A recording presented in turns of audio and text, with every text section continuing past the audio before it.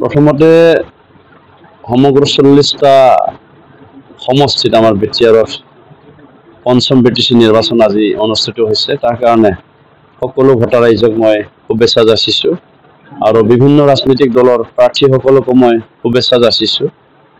BTR চুক্তি অনুযায়ী 81খন শোণিতপুৰ, বিশ্বনাথ আৰু লখিমপুৰ গাঁওবাসীয়ে প্ৰথমবাৰৰ কাৰণে তেওঁলোকে ভোটাৰ ৰাইটছ পাইছে, অৰ্থাৎ তেওঁলোকে আজি ভোটদান দিব।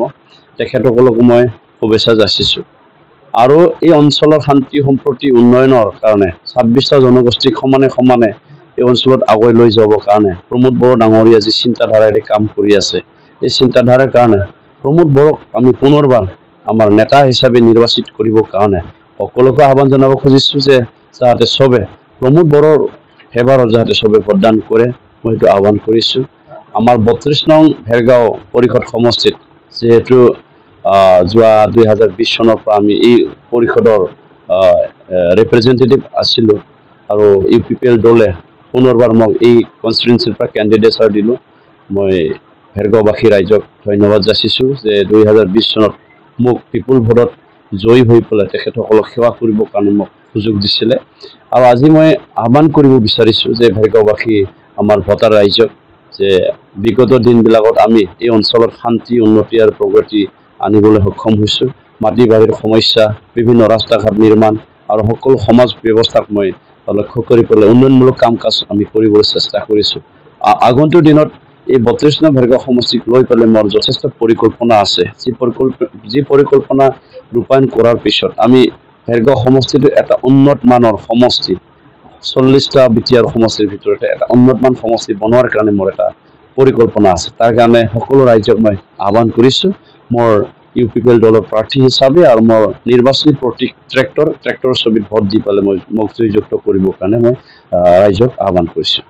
দুখজনক ঘটনা, যোৱাকালি অৰ্থাৎ 21 তাৰিখ নিৰ্বাচনী প্ৰচাৰটো 20 তাৰিখতে সামৰণি মৰিছে, কিন্তু আমাৰ কি হয় যোৱাকালি বিভিন্ন ভোট কেন্দ্ৰত চেণ্টাৰবিলাকত আমাৰ প্ৰেজাইডিং অফিচাৰ বা ঠিক তেনেকুৱা নিৰ্বাচনী বিষয়াসকলক এৰেঞ্জমেণ্টৰ কাৰণে কিছুমান গাড়ীবিলাকে চেণ্টাৰত যাবলগীয়া হয় আৰু ইয়াতে আমি দেখিছোঁ BJP দলৰ কিছুমান অপ্ৰীতিকৰ সৃষ্টি কৰিব বিচৰা মদ মাংস খাই পেলাই বহুত ইয়াত বেয়া ভাষা হ'লেও ক'ব লাগিব গুণ্ডাগিৰি কৰা মানুহ ইয়াত আছে আৰু কেণ্ডিডেট ডাঙৰীয়া BJPৰ তেওঁ কেনেকৈ চলাইছে তেওঁহে জানে, কিন্তু বহুত দিনৰ আগৰ পৰা ইয়াত অশান্তি সৃষ্টি কৰি অহাটো আমি দেখিছোঁ।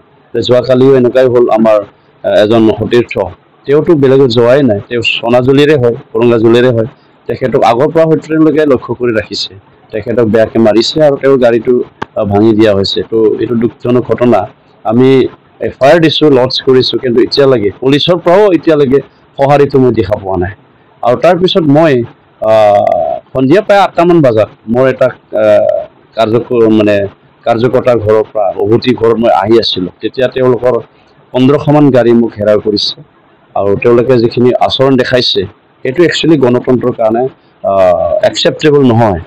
মোৰ গাড়ীটো দুৱাৰ খুলিব খুজিছিলে, আমাৰ ছিকিউৰিটিয়ে একো কৰা নাই, ছিকিউৰিটিয়ে মোক প্ৰটেক্ট কৰি আছে, কিন্তু আমি কৰিবলৈ হ'লে বহুত পাৰিলে হয়।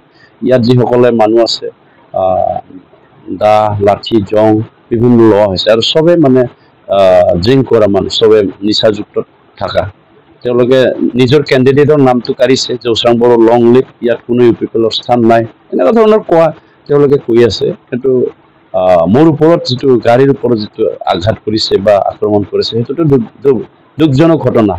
আমাৰ লগত এফছো আছে, ex-NDB সকল আছে, চব আছে, ৰাইজ আছে, কাৰণ আমি 36 বছৰ আন্দোলন কৰি 5000তকৈ অধিক মানুহ শ্বহীদ হোৱাৰ পিছত BSC, BTC আৰু BTR পাইছোঁ।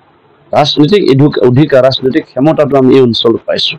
গতিকে এই অঞ্চলত যদি কোনোবা ৰাষ্ট্ৰীয় দলে একেবাৰে ধনে বলে কুশলে বলে যদি আক্ৰমণ কৰিব খোজে, তেওঁলোকে মুখত কোৱাহে হ'ব আমি এই অঞ্চল শান্তি বনাম বুলি কোৱাটো, কিন্তু এওঁলোকে এই অঞ্চলত অশান্তিহে সৃষ্টি কৰিব বিচাৰিছে।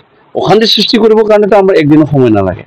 গতিকে আন্দোলনকাৰী মানুহক জোকাই নোলোৱাটো ভাল, মই সেইটো ভাবোঁ, আৰু পুলিচ প্ৰশাসনে একচেটিয়াভাৱে ৰোল লোৱাটো খুব দৰকাৰ বুলি মই দেখিছোঁ, কাৰণ আমি 6-7 দিনৰ পিছৰ পৰাই দেখি আহি আছোঁ তেওঁলোকৰ যি অচাৰণ, আগে BJPৰ গুণ্ডা বাহিনী, পিছে পুলিচ, সেইটোতো একেবাৰে ৰাইজে দেখা। গতিকে সেইটো হ'ব নালাগে গণতন্ত্ৰ, সেইটো আমাৰ জেগা হয়, আমাৰ অঞ্চল হয়, কৰিব লাগে হ'লে আমি কিন্তু তাতকৈ বহুত গুণ কৰিব পাৰোঁ, কিন্তু আমি কৰা নাই। আৰু আমাৰ কৰাৰ কোনো মানসিকতাও নাই, আৰু আমি এনেকৈ কৰিম বুলি আমাৰ ভাৱৰ চিন্তাধাৰাও নাই। কিন্তু এই অঞ্চলটো ইমান বছৰ পিছ পৰি আছিল। এই অঞ্চল BTC চুক্তি হোৱাৰ পিছতে ৰাস্তা ঘাট নিৰ্মাণ হৈ আছে। বিজেপি কি কৰি আছিল এই অঞ্চলত? 2003 চনৰ আগতে ইয়াত দেখোন MP আছিলে, শান্তি কিয় আনিব পৰা নাছিলে? আজি 2020 চনত আমি ইয়াত শান্তি অনাৰ পিছত মুখত এনেকৈ হাঁহি ধেমালি কৰি পেলাই শান্তি আনিম ক'লেতো নহ'ব। 26ত আমি চাম, কিন্তু 26 উইথ no compromise 26